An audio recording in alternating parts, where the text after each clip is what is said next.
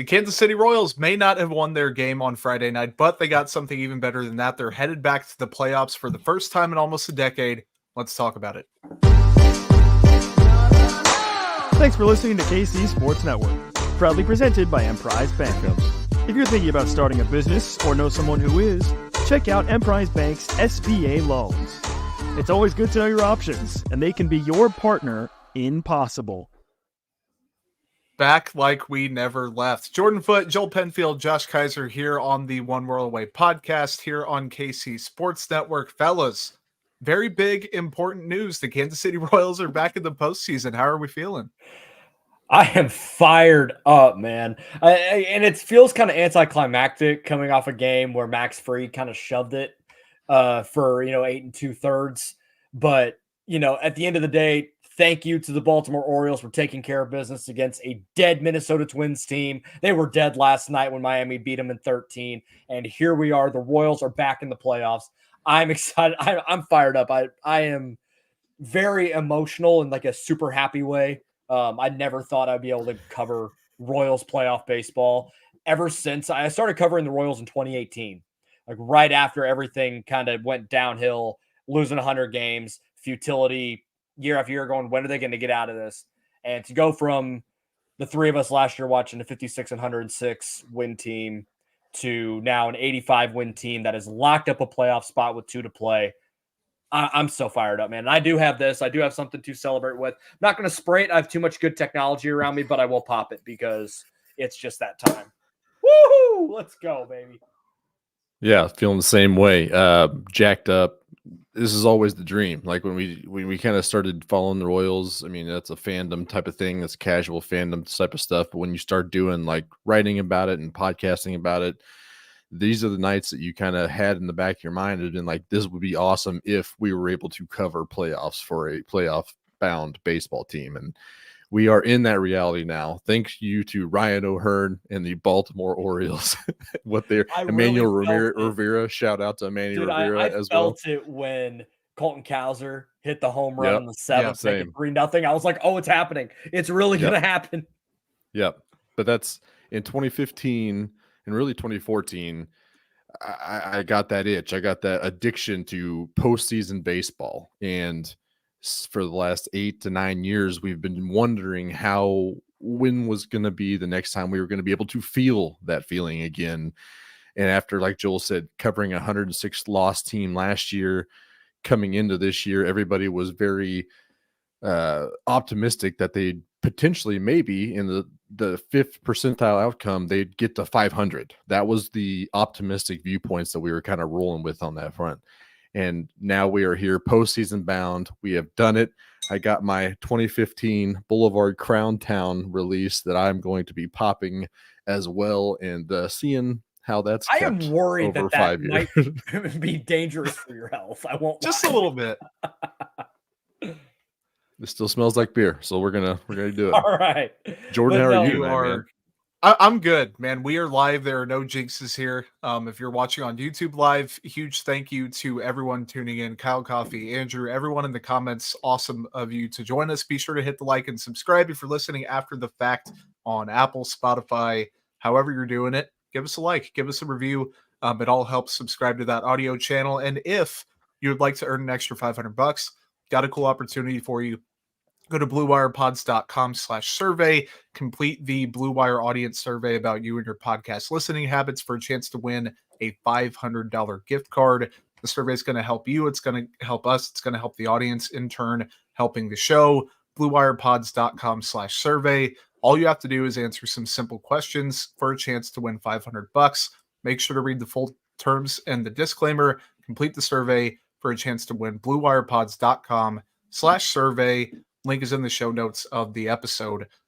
Guys, it is an improbable path considering what they did last year. And really the franchise. The franchise has a .477 winning percentage entering Friday night. 1 win is not going to alter that very much, obviously.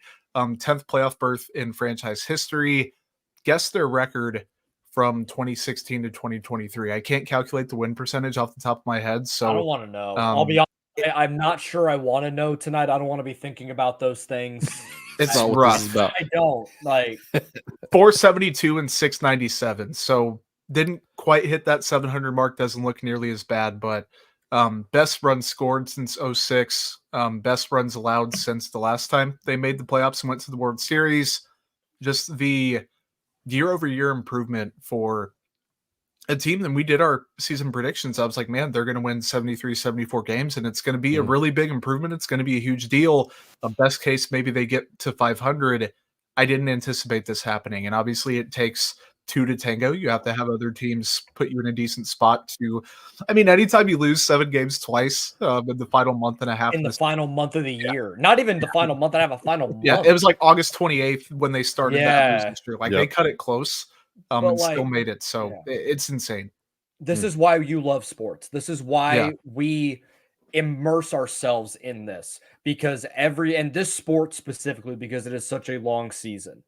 This is why in spring training, we delude ourselves every single year into thinking they're going to get it turned around. And who knows, a couple bounces go our way in 162 games and we can make the playoffs. And sure, they won 56 games last year. It can happen. You never know. It's baseball. And it fucking happened. It is just unbelievable. I went back and watched our preseason pod from the Airbnb in Northwest Arkansas when we went to the final exhibition, and we were all like, so I think I said 74, Jordan said 73, Josh said 78 wins. Mm-hmm. That was where, and I brought up like they could win 80. Like it's not crazy to think they could do it. And you guys both kind of looked at me like, I mean, sure, Jordan I think looked at me like I had 3 eyeballs, but I thought the best case was 500, but that's like everything breaking right. You get 500 and you're happy. They just found a way to do it. And so much credit obviously goes to the players on the field for getting this done in a variety of ways, being able to kind of blow teams out when the offense was hot. The pitching was incredibly awesome all year long. The starting staff specifically in the bullpen in stretches was very good, been very good lately, which they need right before they go and play playoff baseball. But Matt Quatraro for steering this ship and preaching that mentality of today, because clearly that message worked. And down the stretch of this season, he pushed all the right buttons. They needed to sweep that series in Washington, and they did it on the back of Matt Quatraro pushing all the right buttons, going to his best guys when they know that they needed it.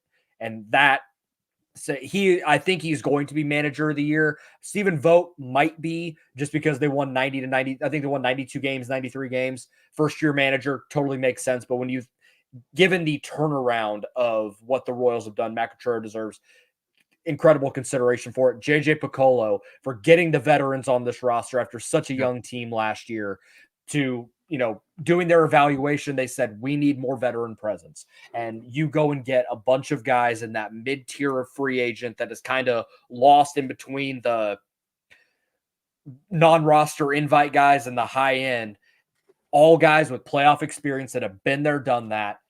And they seamlessly fit into this roster, and you're 29 wins better than you were last year. And you could get up to 30 or 31 by the time you walk into either Houston or Baltimore next Tuesday for a playoff series. Just it goes everybody. We can shout out individual players as well. That goes without saying for a few of them, but just to look at it from a macro perspective, for everyone to come through here is just remarkable. And I'm running out of things to say. Like I know I had like a really long diatribe there. I get it, but it's just unbelievable, man. I'm so happy right now. And to kind of like talk about the preseason expectations being so low, the bar was so low for all of us. And there was not a soul outside of the organization who really thought that they truly had a shot to make the playoffs and make a run here. As one of the more optimistic people in this fan base, it does seem like 78 wins is now obviously low on the what the actual thing happened, but the progress that this organization has seemingly made, the success that they've come through and were able to attain this year, the biggest fear I had was that getting overshadowed and lost in some kind of a collapse down the stretch, which is kind of where it was kind of headed. And thank God the Twins sucked just a little bit more than the Royals They did went down the 12 and stretch. 25 in their last 37. Piss poor, and they looked like it. Like They looked like they the were game done. against Miami last night, they came out of that dead. There was not a soul in those bodies. They were husks of human beings, baseball players, and it showed tonight too. But shout out to the Minnesota Twins for their ultimate collapse. But we didn't have to worry about that overshadowing the success of this ball club in 2024, exceeding expectations across the sport. To make the postseason, it is such a huge, huge night for the city of Kansas City, for the Royals fans, for the organization, for that front office, for that locker room, for that training staff. Shout out to the training staff. There's just an incredible run, especially in that rotation of no big injuries that really let us. That starting rotation was the backbone of this season. And that is the reason that you're going to be playing not only baseball in October, but you are going to be a team that nobody wants to face. You don't want to see Seth Lugo on the opposite mound. You don't want to see Cole Reagans on the opposite mound. You don't want to see Bobby Wood Jr. in that plate next to you. You don't want to see that. And that's where we are as Royals fans right now. Live it up, live in the present, soak this in, because it is a special, special night for us. Yeah, no, 100%. And two things that I found interesting, and I really wish I could credit the account that tweeted this out. I just remember seeing it earlier today. Salvador Perez was the starting catcher for all of the 85-plus win seasons the Royals have had in the last 35 years. Because it was obviously when they had their runs in like 13 through 15 and then now. But I went through their draft they've only won classes. 85 games in 14, Yes. 15, and now. Yes. Because they won exactly. 82 and 80 and 16, and then 81 and 81 and 17. Yep. They obviously had the free agent acquisitions and then the trade deadline moves that were the backbone of this season. Also the draft classes. I mean, even from the Dayton Moore era, 2017, MJ Melendez is your quote unquote haul from that as the routine starter guy. 18, Singer, Lynch, Bubich, all on the pitching staff. Kyle Isbell was in that class and started a bleep ton of games in center field. 19, everyone knows who was selected in 2019. Bobby Witt Jr., Alec Marsh was there, and Michael Massey. They also got Vinnie Pasquantino. Yeah, who's very, very serviceable, more than that when healthy. So the culmination of really not great drafts, like over that span for the most part. They whiffed on quite a few picks. They didn't bat 1,000, not like any team can, but the culmination of having those guys come along at the right time and develop and go from even a year and a half, 2 years ago, well, they still have plenty of time. They still have plenty of time. They still have plenty of time. Last year, mid-season, people were like, okay, something needs to happen. Like you have to, for lack of a better term, like shit or get off the pot with some of these guys. Now they are actually producing and all coming together. So I just think I can't even describe it really, what they've been able to do. One of the best turnarounds in a single season in big league history. I think all things considered, I don't have the win margins pulled up to justify that, but man, has to be a great feeling for them. Has to be a great feeling for everyone tuning in. And we're going to kind of peel back the layers of the Royals getting to the playoffs. But guys, any initial, I guess, final thoughts on them getting in? I'm just so happy for Salvador Perez. We were on this podcast talking last year multiple times about just wanting to see him back in the postseason. And if that has to be in another uniform, so be it. We were worried about just getting anything in return, but it's always going to be about a salary dump and getting Salvy on a good situation where he can make some October runs. Nobody thought that October run would be coming the following year in a Royals uniform. That in and of itself, El Capitan, salute to you, sir.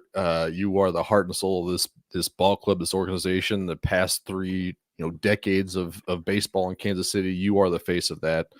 So happy for you. And obviously, Bobby Wood Jr. taking these guys on his back. There's a lot of time where him and Salvy were the only ones producing at any given moment, and both of them were just hauling this team across the finish line and getting some runs. So salute to those two guys in particular. We can't wait to see what you're doing in October to still solidify some more legacy. I mean, the Salvador Perez thing is interesting because there was talk, and even he, it was reported that like he was okay if they needed to make a move, he was okay with it. and then a year later they're back in the playoffs. Like, that's like, we can talk about loyalty and all of those things, but for the Royals to still be loyal to him and go, we're going to turn this thing around, and then to do it right away as he's kind of heading toward the twilight of his career, pretty incredible. One more thing before we break. I just saw a video of a shirtless Vinnie Pasquantino with Joel Goldberg on the Valley Sports feed. So that's Vinny's gonna find the camera at some point. That's of course Vinny stuff. Hey, we may need to talk about him being ahead of schedule, which I find very, very noteworthy. That's happening. Yep. Good deal, guys. We're gonna kind of contextualize how the Royals got in here. We're not going to use the word stumbled because I think that does a disservice to a hard-earned spot getting into the playoffs. So quick break. We'll come back and plenty more Royals playoff talk after that. Looking for tickets for your next event? Tickets for Less is your #1 source. Save big on every purchase when you use promo code KCSN at ticketsforless.com. So the Royals did not exactly barrel into the playoffs. And I think that Friday was a good example of that, and that they got a little bit of help to get in. But still, that's what we talk about. You have to get in and then see what happens and go from there, and you never know. So the longest losing streak of the year bled into September. Then they did it again. 11-12, I think, is the record as of Friday night in September, after they went above 500 in April, May, July, August. June was like 12-15. Below 500 record against all of those AL postseason opponents they played this month. Offense wasn't good. Bobby Witt Jr. slumped, quote unquote, compared to the absolute MVP level he played at. Salvador Perez wasn't awesome, but compared to the team, it was still those same two guys. So I'll kick it to you, Josh, first. The month of September, it's almost over now. And I think that the outcome was good, but the process, man, they definitely made people sweat a little bit. Yeah, it was not a great month to have a heart condition in the Royals fan base. So I think there was a lot of down-spirited fans out there, definitely on X and any social media platform that you might be akin to. But yeah, September was a brutal month full of roller coasters, like you said, kind of bleeding in, coming in from that 7-game losing streak that did end on the 3rd, I believe. And then they had in between those two, a massive, and we talk about the Twins. They had that sweep of the Twins sandwiched in between those two 7-game losing streaks that really sent them into a tailspin. How huge is that series now? How huge is that series right now? Go back to that Minnesota series, dropping 2 or 3 to New York, which you were in 2 of those games and probably could have come when you win an extra innings in that 3rd one, which shows you belong in the consideration there. And kind of talking about September, so like the AL postseason bracket is set. We have 6 teams. They played 4 of the 5 teams that they could have in the month of September. 0-1 against Houston, 1-2 versus Cleveland, 1-2 versus New York, and 0-3 against Detroit. That is during the worst possible time that they could have seen those people to really assess where they are. But at the same time, like, it happened. It was not pretty. They learned from it, hopefully, and we're going to see some of those teams in the postseason coming up. But it was just a very strange year, or strange month, that really, like Jordan said, we're not going to stumble down that, use the word stumble on that. But can we say they backed in to the playoff spot? Is that fair? People back into parking spots all the time. I mean, dude. I look at it like, I don't know. This may be an incongruous analogy, but it's like the person that graduated.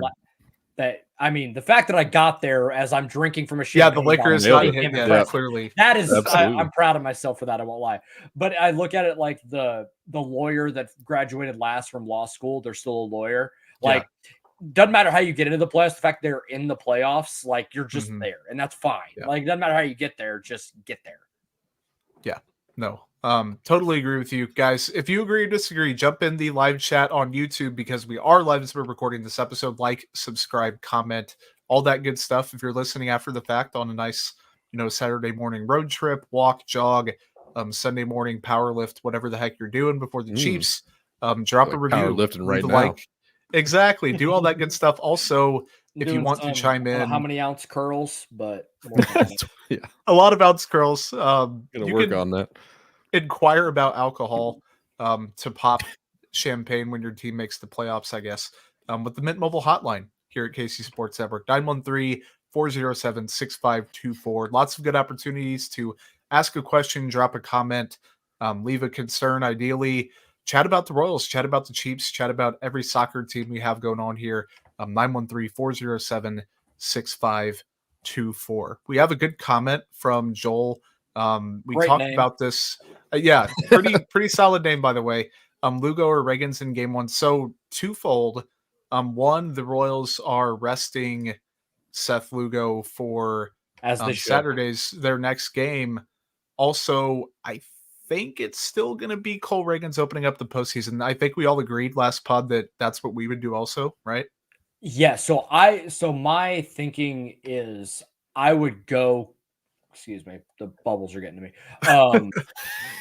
Cole Reagan's game one for sure. I think he's earned that. I think he's proved that. So it to me, and it's not an indictment on Seth Lugo. I think you could give Seth Lugo the starting game one with no problem. My thinking on this is okay, win or loss, no matter how Reagan's start goes. Say Reagan shoves, you win game one. Then you have the dude that's going to finish second or third in Cy Young voting, going to win you a series in the wild card. Love that. Like, I think that is a great place to be. On the flip side, say the Royals lose game one. There's no one I would want on that mound more than Seth Lugo, and I got to have a game. So I think either way, you get the veteran starter that has some playoff experience, that in a win scenario, you can win. In a gotta have it game, I feel pretty confident with him on the mound, especially with some extended rest and not needing to go during the weekend because the Royals, they're in tonight because of the Minnesota loss. Yep.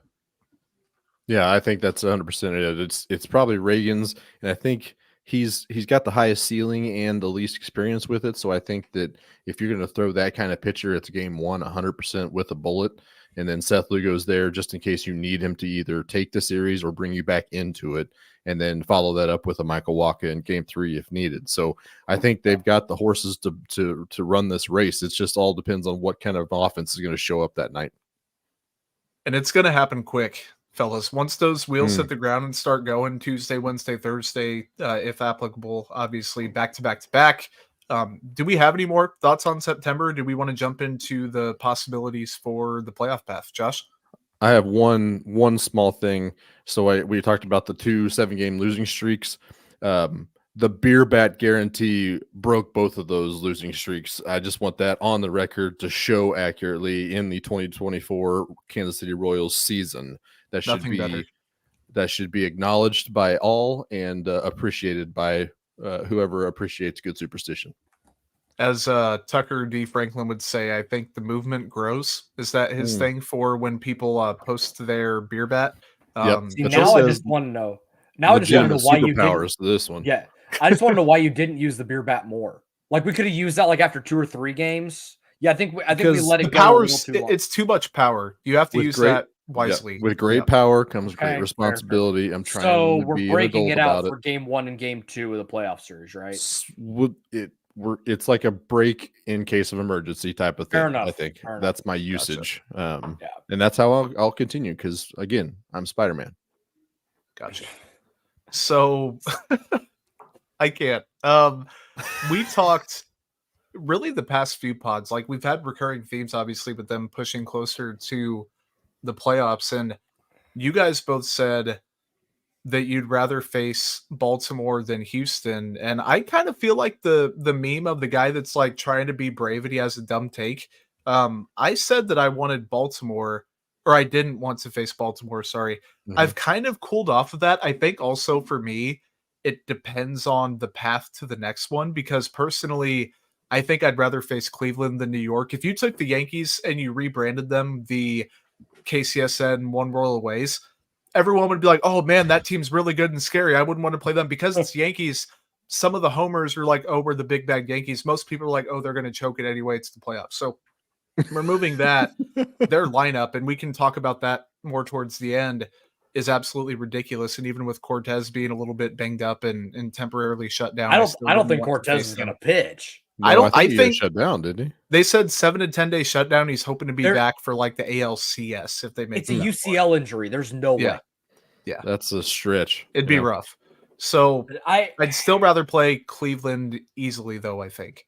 Yeah, Yes, I mean, round you're 2. going to get so in the wild Without card round, jumping you're too either far getting ahead. Houston or Baltimore. Yeah. Likely at this point because Detroit got the draw of playing the worst team in the history of baseball for their final games. They're probably going to go to Baltimore, would be my guess. And then the Royals will be going to Houston. Yeah. Which Texas, the state of Texas has been a house of horrors for the Kansas City Royals this year. They literally have not won a game in the state of Texas. The only 2 teams, well, 3, I guess. So I guess Detroit did it recently. And never mind, and the Giants. Prior to Licker's this last 7 game, it is. The only 2 teams prior to this last homestand to sweep the Royals was the Texas Rangers right before the All-Star break and the Houston Astros during the series where Vinnie gets hurt and things kind of fell off the rails for a bit. So they are 0-7 in the state of Texas this season. So that's interesting, I guess, if we want to keep it, recent. But I still feel confident that the Royals are going to be able to make it a series. I'm not going to claim that, the Royals are going to walk in and win this series. I'm not there. I think Houston just has too much playoff experience for me to go there. But with what Cole Reagans did to them, sans the inning that got away from him, again, I think he had 10 strikeouts in 5 innings, 6 got away from him. But either way, got a bunch of swing and miss against a really good lineup. Seth Lugo had a great start against Houston, but the offense fell off a cliff because of because of the injury to Vinnie Pasquantino, and they were still trying to figure out the lineup. I don't think Pham or Gurriel or anybody had come in yet. At that point. So no, because Vinny got hurt in game 2. It might have been game 1. Might have been game 1. It might have been game 1. I don't remember, but regardless, it was the Thursday or Friday game. David, I think that's a great point. Like, I'm not gonna bank on a long, crazy devil magic playoff run like the 14 team had. But the fact that they're even in and we're talking about the Royals, So this is the same mentality we had in 2014. Like, it was just awesome to be there. in, and it was whatever awesome. they did beyond this is just like it's house money. So that's a dangerous damn team. That is absolutely a team that that has nothing to lose. There's no expectations. There's no pressure. You're just there in the moment and just trying to get things done. And that is a dangerous, dangerous team. And I'm with you guys. Like, it was Houston that I wanted to avoid, but now I'm too pumped up to avoid anyone. I want everybody right now. I just want I it. want I want to go to Houston, your stupid bandbox left field bullcrap stadium, and I want to punch you in the mouth again like they did in 2015. Take it right out from your hands, and then go to Cleveland, do the same thing to the same bullies that we did in the AL Central all damn year. So I am jacked up for that. So let's keep it with Houston here, and we'll do like a team by team breakdown with them in Baltimore. The rotation, pretty damn good. Second best ERA since I believe the beginning of August, like the past month and a half, 2 months has been really good. Valdez is awesome. Kikuchi has been a guy that we've talked about ad nauseum on this podcast, it seems. Hunter Brown, Verlander, I'm iffy. I don't know what they're going to do with Verlander. The experience is there, but like the performance is not. And then they have Blanco almost like too, being 40 kind of hurts a little bit. Yeah. But Hunter Brown can also get the job done. So like they have a top 3 or 4 if you include Blanco, who had a 0.95 ERA in September. He's been insane. Really good. They can get it done even if Verlander's not even in the rotation in the playoffs. So I wouldn't be too bent out of shape. The thing is, though, Valdez has a 1.73 in September. Kikuchi's under 3. Brown is like just over 3, and then Blanco, like I said, has been great. So I worry about rotation's tough. Well, no, I worry generally about them going Valdez, Kikuchi in game 1, game 2 because of how the Royals platoon left-handed pitching. That's a It great worries point. me a little bit. Like they did it tonight where they didn't as much like Massey and now Massey had 2 hits off of Freed, so I guess maybe you could still stomach putting him, a lefty in the lineup against Framber, but like that would mean starting Garrett Hampson in a playoff game, guys. I'm sorry, I just don't see that happening. It's a I don't decision. think should it. Yeah, it would be a decision. I liked what Robbie Grossman did in the first couple of weeks that he was with the Mhm. Royals, but he's not seeing the ball well at all right now. Yep. Not making a ton of hard contact. He had the one hit on, I think it was Wednesday, to give the Royals the Yep. lead, and Big that one. was biggest hit as a Royal, and thank you Yeah. very much. But I don't know if I can stomach him even at hitting 6 or 7, just because he's not seeing it right now. But I At don't know the how many same more time, options you have. Like that's the you're right. tricky part. There's no Like, better options that are there's eligible almost for no the better playoff. option. I'd Yeah. rather him than an Adam Frazier or a Garrett Hampson. Hampson or Yeah. yeah. Like the options are limited, so he's probably going to be in the lineup, and that's fine. Like if nothing else, he's going to put it together a pro AB and see Yep. some pitches, even if it ends in a strikeout. He may see 5 or 6 pitches, and that'll if as long as it drives pitch count up, then it's fine. Yep. And Michael Garcia is kind of the same talk. Like he's not seeing the ball well right now either. But again, No. there's legitimately no better. I mean, you're not pitching, you're not hitting Michael Massey against lefties. That's not Yeah. happening.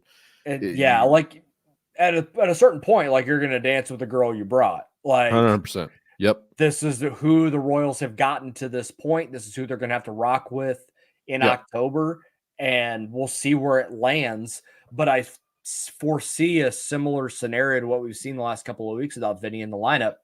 They're just gonna pitch around Bobby. Like they're Just not making gonna give progress, anything. by the way.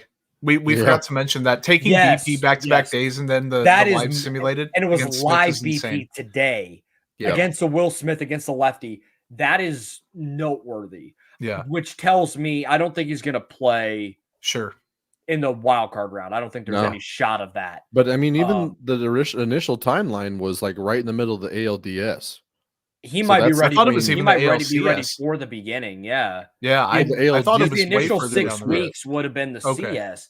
He might be ready for the DS. I think If they 6 get weeks there- was halfway in between, like halfway into the ALDS. And if he's quote unquote ahead of That's schedule, like nuts. you mentioned, we If could be he seeing can him play- at the beginning of the LDS. Yes, if he comes back, if the Royals get past the Houston or Baltimore by some miracle, because I think it would kind of take some of that given the way that the offense is played. Yeah. Basically, since Vinny went down, they might have your boy thinking irrational in the DS and beyond. Like, given what he means to this lineup, protecting Bobby and protecting Salvy in that 3 spot, it gets interesting. But I'm not going to put the cart before the horse because you got to win 2 games out of 3 against 2 teams that, a team in Houston that has a ton of playoff experience and a team in Baltimore that is, up and coming and has even though they've kind of stumbled into the playoffs a little bit, they played really well as of late. Mm-hmm. There's just a ton. But they have a ton of talent on that team. So, styles make fights, and we'll see what happens. Yeah. The other part about Houston is their playoff experience cannot be ignored. They're in the ALCS every year. Is it for like 6 years running or 7? Something bonkers on that front. But their lineup, we talked about their rotation, but their lineup is still very, very good. I think I did see Alvarez. Let's see. Jordan Alvarez remained in Houston to work with training staff and missed the final series. Let's see what happens moving forward. But they still got Bregman, who is underachieving. They still got Altuve, still got Hunter, Kyle Tucker. They still have juice Diaz in and that Pena lineup. are both pretty Absolutely. decent. Yeah. Yeah.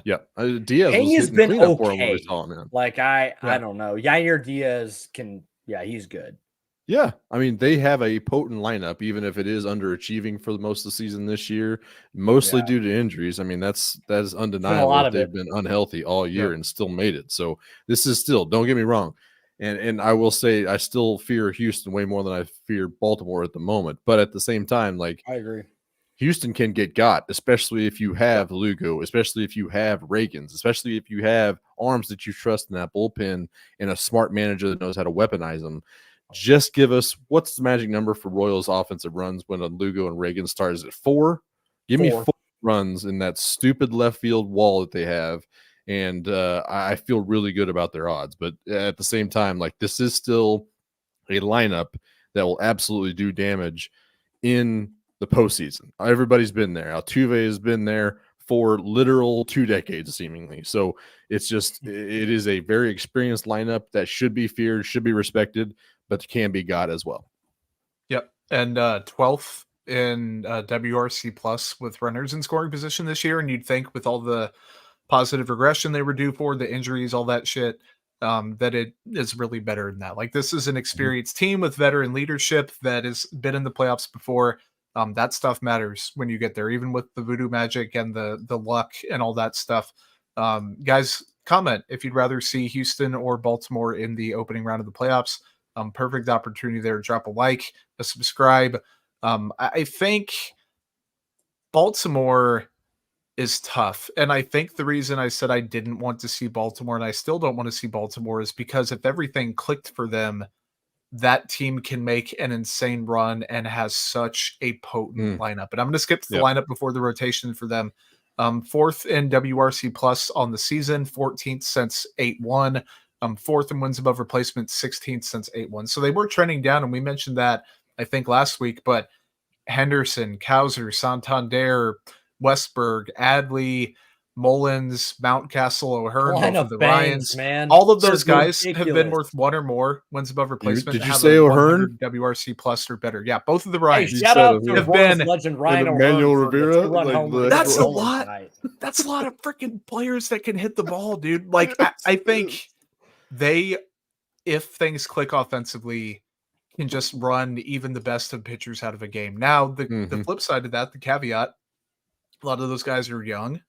They don't have the experience of a Houston. So I think you play the series, I don't know, 10 times, 7 times out of 10, that outcome you really don't want to play Houston over Baltimore. My worry is, man, if Baltimore hits the ground running like I expect them to, that team is going to push for the ALCS at the worst. But the rotation, I think, is more gettable than the one in Houston. I don't know if that's a crazy take. I agree. No, I don't think.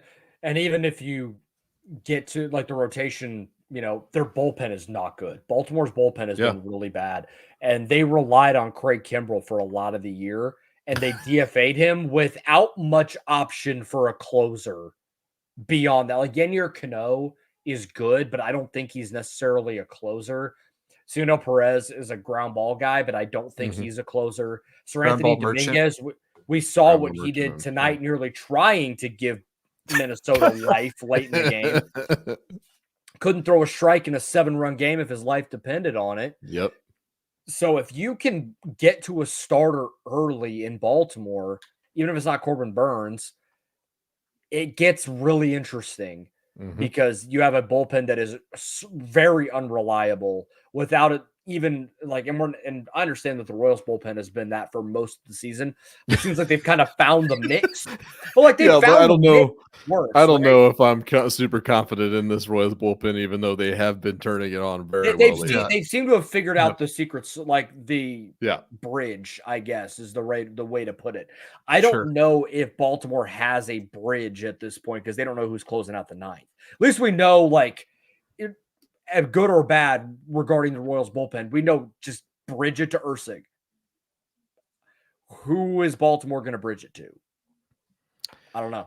That's the thing. Like, I mean, Cano has returned to badass form. He's He's still very good. Yes, I'm not trying to discount him, but like, I don't know. I mean, Sir Anthony Dominguez still throws the ball really, really hard.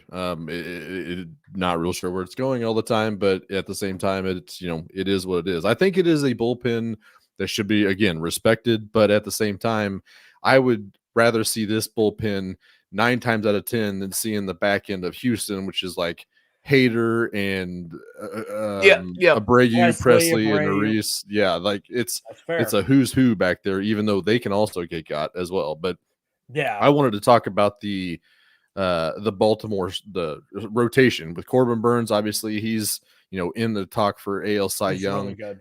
He is what they traded for. They pulled him just in case they need him for that wild card round, which it seems like he's lining up for game 1.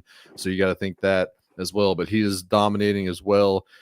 Their starters kind of remind me a little bit of Kansas City, whereas they're not big on strikeouts. They don't walk guys, and they give up soft contact a lot of the time. And that's the recipe for success that the Royals starting rotation has had all year. I mean, you have Zach Eflin has playoff experience. I expect him to be the second guy out of that rotation. And then it kind of gets interesting to see what happens at third spot between Dean Kramer, Albert Suarez, and Cade Povich. Povich went tonight, pitched really, really well against a reeling Minnesota Twins team.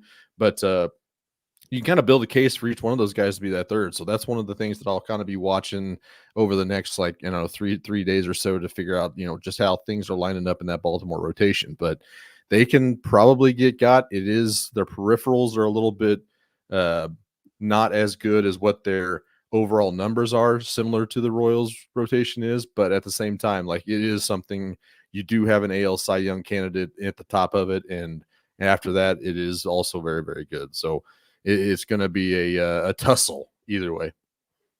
2 quick things. Well, I guess 3. Andrew, thank you for jumping in the live chat. Guys, if you have any comments at all, feel free to drop those. Michael, whoops, I jumped to AJ. AJ, the vibes are absolutely fantastic there. Michael, thank you for the tidbits about Houston. The fans that jump into the quote-unquote opposing, if you want to call it, chats and stuff, those experiences are always fun. And some of them can jump in and be the exact opposite of Michael. So thanks for jumping in, man, and making it pleasant with everybody. Brant, who's pitching tomorrow and Sunday with needing to rest Lugo and Reagan's? Nice to get guys rest this weekend. I would guess Marsh throws tomorrow, maybe, because he hasn't thrown in a week. Yeah. So you probably get to start, and then maybe a Lorenzen Lynch piggyback on Sunday. Yeah. 3 innings of Lorenzen, 4 innings of Lynch, and go from there. And then you don't throw in an Ursig, a Bubich, no matter. I think you're going to see a lot of Carlos Hernandez over the next. A lot of. You're going to get a Make-A-Wish by the way, on Saturday and Sunday. He did look pretty solid tonight. He looked good tonight. Yeah, because really good I was not I've flirted with him not making the playoff roster because he's just such a wild card to me. Yeah, no pun intended. That I'm just not sure what I'm going to get out of him in a playoff situation. But he has been, credit where it's due, he's been solid since he's come back up to Kansas City in this most recent stint. So I don't know. What about resting some position guys? Do you think a Salvador Perez gets a day off, something like that? I would, Bobby Witt Jr. gets a day off. Not that there's a ton of options. Though. Let me look. You kind of just have to shuffle. I'm going to check one thing really quick before I mention. You're going to check the batting average. Yeah, I absolutely love that. I know batting average ain't everything, but Bobby's. Yeah, last I saw, I think he's got 6 points on Vlad Guerrero and and Bobby had a hit tonight. So Vlad caught fire, dude. He started off slow. He's we good, were man. He's a really good player. So Bobby's hitting 332. Vlad is hitting 326. So it would take an absolutely insane last 2 games, given the plate appearance sample, for Vlad to overtake Bobby. I bet Bobby plays tomorrow and then doesn't play Sunday, would be my guess. I think I'm with that. That's probably right. Yeah. And I bet a lot of guys don't play Sunday. I bet Salvy doesn't play. I bet trying to think of the other guys that play every. That's the thing. Who else would you be resting? It's all Massey with his back on that. Maybe. Maybe. Yeah, but maybe not play Massey. Maybe not play Isbell. Other than that, those might be the only hits. Guys. Butler fan. Bobby's leading by far. Vinny P. We've decided maybe ALDS. Bobby leads the league by 11 hits. 11? Yeah. Holy smokes. He has 210. Vlad Jr. has 199. Arias has 198. So unless Vlad has 2 back-to-back 6-hit games, I think we'll be fine. All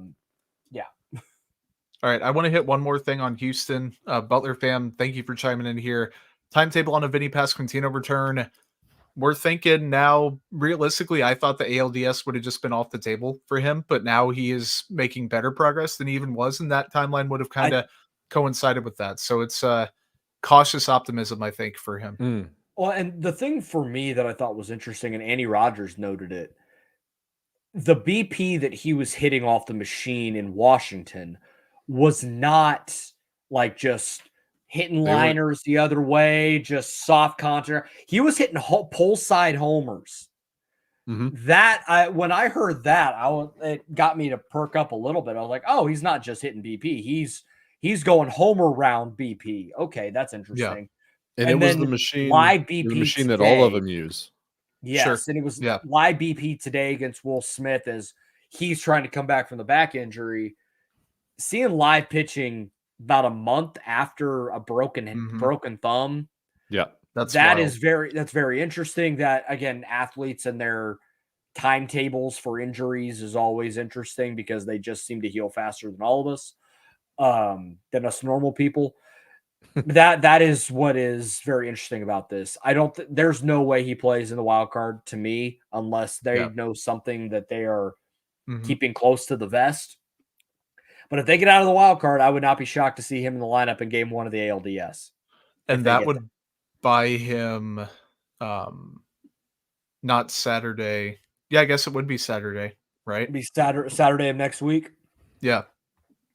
So he'd have a little bit of time. I did want to mention real quick, the Baltimore bullpen since the beginning of August, bottom 10 in walks per 9, 25th in home runs per 9, 28th in left on base percentage, 23rd in wins above replacement, and 29th in ERA. So not good. I don't think they're quite that bad. And I'd be going against everything I've said about Baltimore the past couple weeks if I said that's how they're going to perform in the postseason. But man, they're gettable too. And that's the thing. We can go through these if you play it 10 times. How many times did the Royals win? Maybe it's 1 or 2, but 2014 was a perfect example. They hit that 1 or 2 simulation all the way to the freaking World Series. So like you just have to get in, hope the baseball gods are on your side, hope you get some unsung heroes. And that's kind of what we need to shift to now, I think. The playoff roster, there's obviously a very clear set of starting pitchers, bullpen guys, and bats that are going to be on there. It's 26, right? You submit it right before every round, and then you shuffle as needed. Does that sound correct? I believe so. I'm going to look up the rules for it.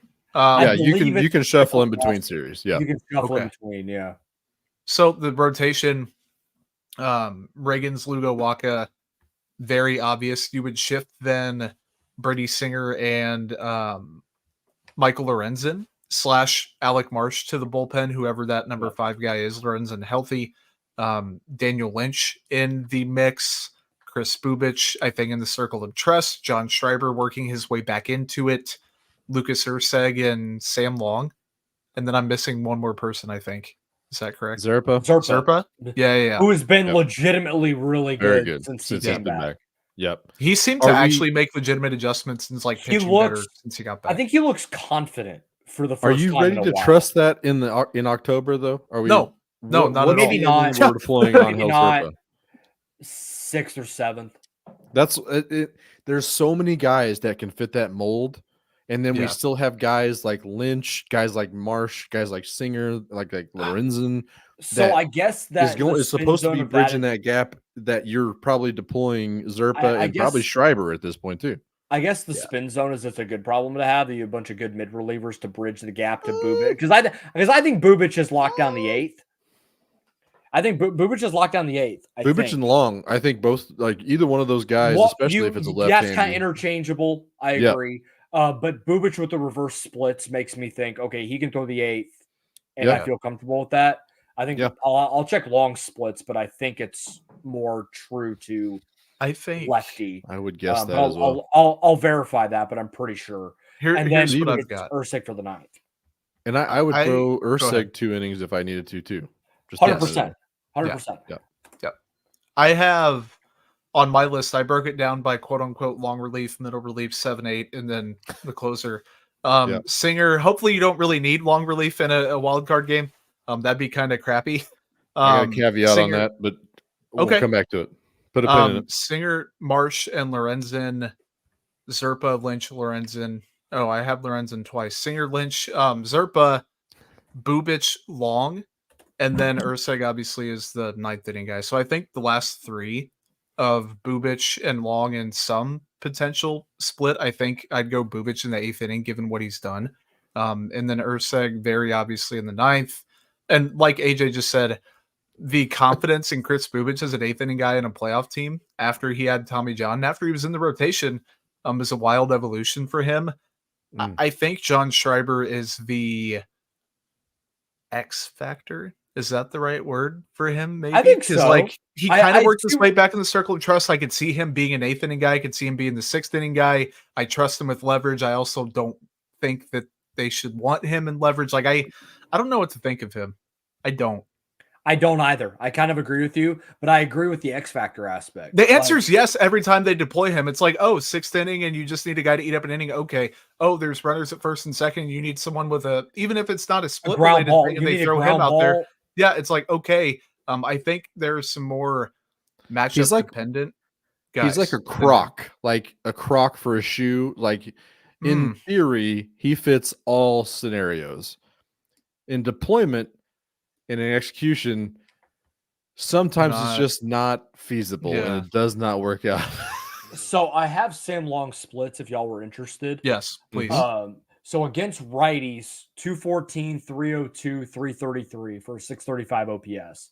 Against lefties, 224, 288, 343, 631 OPS. So he's almost identical against either side. So you could, depending on the scenario, Bubic or Long in the eighth, and they're going to get more guys out. Now, he does walk more righties, but I think some of that is pitching around the righty to get to the lefty, because I've seen that sometimes from him. Like if it's a really tough righty, he'll just spike curveballs just to get, okay, I'm not going to give this dude anything to hit, and then get to the lefty, and then he gets him out. So, I think you deploy him a little more judiciously and try and give him true lefty matchups if you're able, like a left switch left or a left right left. And then give Bubic the eighth no matter what, no matter who's coming up, even though the splits lean more to righty. I think he still can get lefties out. Just because the sample's a little bit smaller than what Sam Long has done, but he's been able to get lefties out. He's done very, very, very well out of the bullpen. And I trust him. I don't see any reason why I can't at this point. Like I can't point to anything where it's like, I don't know about Chris Bubic. He's just done the job. Yeah. And I think him and Schreiber and Bubic and Urseg probably have Q's confidence the most out of that bullpen. I think those are the four guys that if you need an out, I think that those are the four guys that you would absolutely see in those situations. Absolutely. How do you see Marsh being used? Like, do you turn him into a one inning guy and just see what the fastball does? Because that's kind of where I'm at. Like, I think I want to see it just to see, okay, if Marsh is blowing 98 by dudes with the wipeout breaking balls, with multiple wipeout breaking balls, with the curveball and sweeper, there's the path for Alec Marsh, like major Alec Marsh success in the big leagues, I think. And I wonder, and that's a good transition to what I kept hearing on Kansas City radio today, that from multiple things, like Brady Singer does not belong in the wild card series roster. Totally disagree. That's crazy. I understand the thought process behind it. I think it was Fesco talked about it, and I thought it was on Vernier's pregame. He didn't say it. Vernier was fighting for Brady Singer on the wild card series roster. But Fesco, both of them were kind of taking it as a given that Brady Singer would not be on the wild card roster, which I understand the thought process that you don't need a fourth starter, and you definitely don't need a fifth starter. But at the same time, like, I don't know what the better option is, even if you're asking Brady Singer to pitch one inning or Marsh for one inning or Lorenzen for one inning. That's still better than I'm trusting all three of those guys way more than I'm trusting like Carlos Hernandez to go in there and get an out. And to be quite honest with you, John Schreiber, I'm probably trusting all those guys way more than I'm trusting John Schreiber to go out there and get an out at this point. So I think Brady Singer absolutely goes on this roster. It's kind of like you guys mentioned, like you're dancing with the girl that you brought. I think that's where we are. I don't think there's many shenanigans just because there's not much depth to shenanin from. That's a verb. So I looked at my phone because my notifications have been going nuts. I was just going to clear them. The first Hollywood, thing I see looking humble brag. when I open up Twitter is to see Vinnie Pasquantino. I don't know if this is the Bud Heavies that he was drinking in the clubhouse flowing. You can't trust whatever's coming. Yeah. He just tweeted an eyeball emoji and the side eye emoji, like the little like wry smile. Oh, yeah. Here yeah. we are interpreting. Yeah. So I this don't is know. where I think our podcast has made it if we're breaking down emojis, but that's interesting. It could be interesting. Could be. I don't know. We'll see. Is there an odd man out in the not even the batting order, the position player depth chart? Because for some reason I had 27 on my list, and I guess that makes sense given Yeah, I think it goes back on expansion or whatever. 26. Yeah. So Yep, it goes on 26, but you're choosing between one of the guys they brought in after the Pasquantino injury or a struggling platoon player that also might have some overlap with the group I just mentioned. Is that dilemma like bringing Vinny on? Is that the cat? Is that it the could assumption? be like then you have another one, yeah. That's what I'm asking. Like, yeah, I don't know.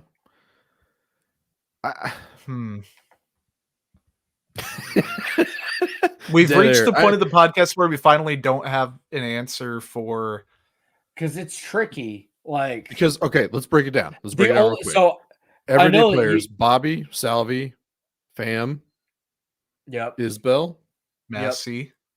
Massey. I don't know if we're doing every day with Massey quite yet. I want to do quote unquote every day. Garcia are kind of in the same. Yeah. If he's batting fourth or whatever, I feel like that's a pretty solid spot. So we can throw him in every day. Renfro. Gurriel. Are we doing every day with Renfro? Renfro, Gurriel. Probably. Yeah. So that's 6. Gurriel 7. Mm-hmm. That's probably it for like guys you would consider every day. Yeah. Then you got MJ Melendez, DeYoung, Michael, Fermin, Adam Frazier, Robbie Grossman, Garrett Hampson, Darren Blanco. Yep. It's a lot. Yeah, yep.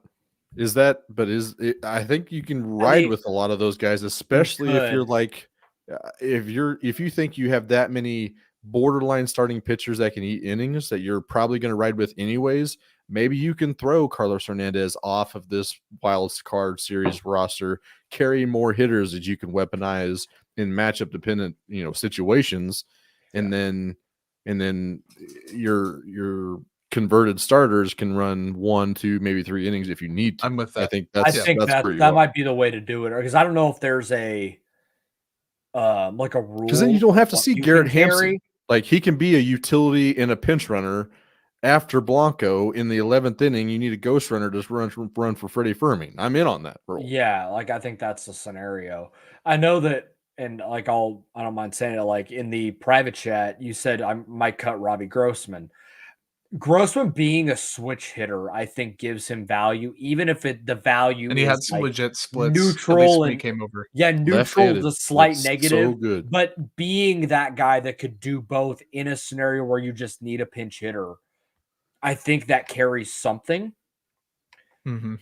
And Brant makes a great point in the YouTube chat of get Blanco the crayon bat again. I'm all for it. Like, take the fine. I don't care. Like, I'll pay the fine. That fine. Yeah, I'll pay 100%. I'll paint over it black if I have to. I don't care. Whatever it takes. But I mean, Blanco is going to be a pinch hit defensive replacement, which is fine. He's going to be in the Terrence Gore Dyson role, which is cool. Like, I'm all 100%. He's great at it, as long as he's not like weirdly stealing third in weird situations. Trying to steal third in weird scenarios. Yeah, like that's fine.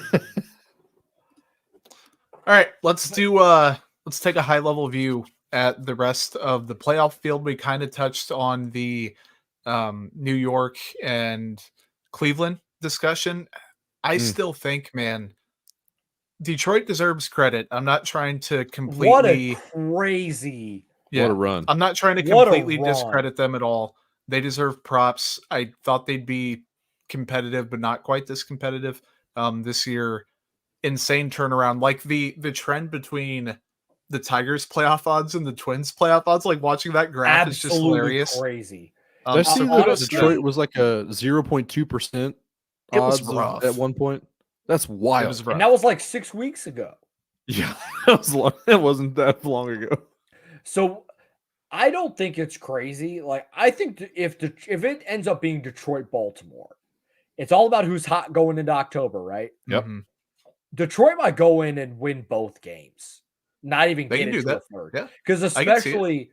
especially now, they don't have to throw Scooble on Saturday or Nope. Sunday to try and get in. They're in. So now But you after get that, what Scooble happens? burns on game one. That's fun. Absolute. That's tasty. That's a deal Yeah. fest. That's going to be fun to watch. But with what Detroit has done, and it's like a weird addition by subtraction.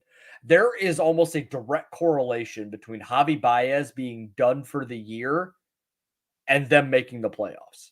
If you look at what I didn't notice that. That's hilarious. They didn't I'll hour. look and see when he went on the IL, and I'll take a look while we're recording, or maybe I'll post it after just because it's funny. But yeah, like you look at it, it's all about getting hot at the right time, and they are white hot going into the playoffs with the best pitcher in baseball in Tarek Skubal going in game one of a playoff series. I don't care that it's on the road, man. Yeah. Like they're going to be a force and they're going to be a problem. I don't know that they are. They give me here for a good time, not a long time vibes. Bingo. That is Now, that is granted, the so same does vibe. another team in the field that I'm not going to ruin the podcast by saying I dare not do that, but Don't do you that. have to get in and find out. But they definitely do. Like I just don't. That lineup does not impress me at all. The rotation depth, like Josh, not to steal your thunder, but I think that Go. if I had to like blind rank the teams I wanted to face, like if you didn't even have the seeding or anything, Detroit, tippy top, give me the Tigers, not sold on them. Then I feel like I'm Cleveland. missing. No, I'm not. Yeah, Cleveland. I think Cleveland's then Who you are fighting split for the between- top seed. So Cleveland, I mean, if you're getting past it, exactly, Jeff, perfect point. Everyone doesn't have a win, doesn't have a loss to begin October. I think that I'd rather play Cleveland pretty handily. Their pitching ranks since the beginning of last month are good, but the lineup 17th in WRC plus, 19th in slugging, 14th in WAR. The Yankees are top 10 in all three of those. Their pitching has still been good, not necessarily great. Cleveland has Ramirez, they have Kwan, they have Naylor, they have Bybee in the rotation, Matthew Boyd, like that's a good top duo. Cole and bullpen. Rodon, I don't want to F with whatsoever. Like I know the Yankees are the Yankees, and eventually the wheels are going to fall off, but I don't know if that's going to be against the Kansas City Royals. So I would play Cleveland 10 out of 10 times in the second round. AL Central be damned. That is my mini soapbox on the second round if they get that far. Can I also have space on the soapbox to join you? Because that's 1000%. exactly the same. Yeah. Same. It's a scenario big that I'm rooting soapbox, for. but we got room on it. So I'm not scared of anybody in the AL. I'm scared of the Dodgers, and that's essentially it. And that makes sense because they're the Dodgers. But the Royals can take any of these teams. It is what it is. Like I'm not expecting them to make a World They Series were run. competitive all year, even if they didn't win the games. 100%. They were competitive in these series all year. They were competitive in the Bronx. I know they got swept in Houston, but they had swept them in April in Kansas City. And even when they went to Houston, 3 of those games came down to the wire. And obviously the Royals didn't come out on the right side of it, but they were close. One of those games went to extra innings, I think, with the Paul DeYoung late home run. Yep. Things like that. Like it showed me that they can hang with these teams. They played really well against Detroit in the regular season. I think Baltimore had the tiebreaker over them, but they played well against them because of Will Smith. Yes. And I know that people have talked in the chat about what they do with Will Smith. the bullpen has been really, really good for the last 2 to 3 weeks. And I hate to say that it necessarily correlates with a Will Smith going on the injured list, but facts are the facts. I think you keep Will Smith around. I don't think you put him on the playoff roster. And if he is on the playoff roster, it is we're getting shellacked and we need to get to tomorrow in like a game 1 or game 2 and just save a Lucas Erceg, Chris Bubich, and Alec Marsh until tomorrow. But even then, I don't see a scenario where he pitches this year for the Royals and he's going to be in a hoodie and his baseball pants for pure vibes. You know what you do? You handcuff him to an equipment manager, and that is just like a Will Smith handler. He handles whatever Will Smith needs, but he makes sure that Will Smith is in that clubhouse as a leader, as a lucky charm, whatever you want to think of Will Smith as. He deserves to be in that locker room for this run. He does not deserve a playoff spot at this point. I totally agree. Like, it's weird and interesting that the two guys that they brought in for the experience of the back end of the bullpen to help solidify things through. Well, I'm going with two. Nick Anderson was brought in too. But he hasn't been here in a couple months, so I kind of forgot. Just don't forget about him. Just saying. Well, don't forget. I did, to be fair. Legend, by the way, legend. But he's part of the story too, guys. But Chris Stratton and Will Smith both leave the bullpen. Mm-hmm. The bullpen got a lot better. It's interesting.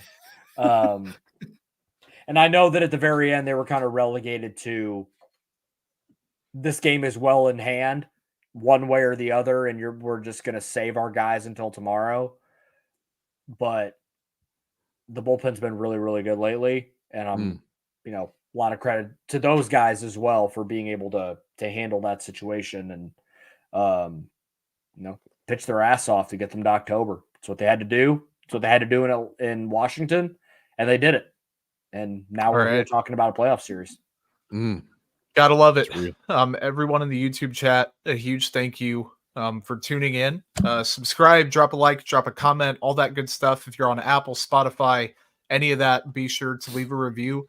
5 stars, preferably if you like it for the Royals making the playoffs, and subscribe to our channels there. Guys, let's just do a collective toast game to the Kansas City Royals, I think, for making the playoffs, an insane year-over-year turnaround. Not just pushing, man, not just, flirting with the division for a little bit and having a couple good weeks or a good month, like all season long. And compared to how they started off so hot and then had a little bit of a dry spell, then had September / last couple days of August, then recovered in time. All that matters is getting in, and everything from here, as someone said earlier in the comments, is gravy. But the Royals belong here. They've proven they belong here. And I'd keep an eye on KCSN and the One World Away podcast for postseason talks about the team and stuff like that. So, guys, any final thoughts before we get out of here? I do want to toast game individually to Adam Frazier. Okay, go for it. Because he has been a punching bag on Royals Twitter and sometimes on this podcast because he has not been awesome throughout the year and, whatever. The bottom line is when the Royals needed him most in a pinch hit situation, he comes through with a hit that he didn't even know was a hit. He thought he fouled it off. Instead, it found grass, 2-run score, and the Royals took the lead on Thursday in Washington, and it allowed them to win that game, which then allowed them to be in a situation where it was, hey, we win or Minnesota loses any of these next 3 games, and we're in October. Without that at bat, we're probably not live on this show right now, or we could be, but maybe not. So a shout out to him, professional at bat, slicing the ball to left field, scoring 2 runs, getting the Royals to October. Josh, cheers. You got to do cheers to that as well. All right. I'm toast gaming to Josh. I'm toast gaming to Joel. I'm toast gaming to Nick Springer behind the scenes doing one hell of a job producing.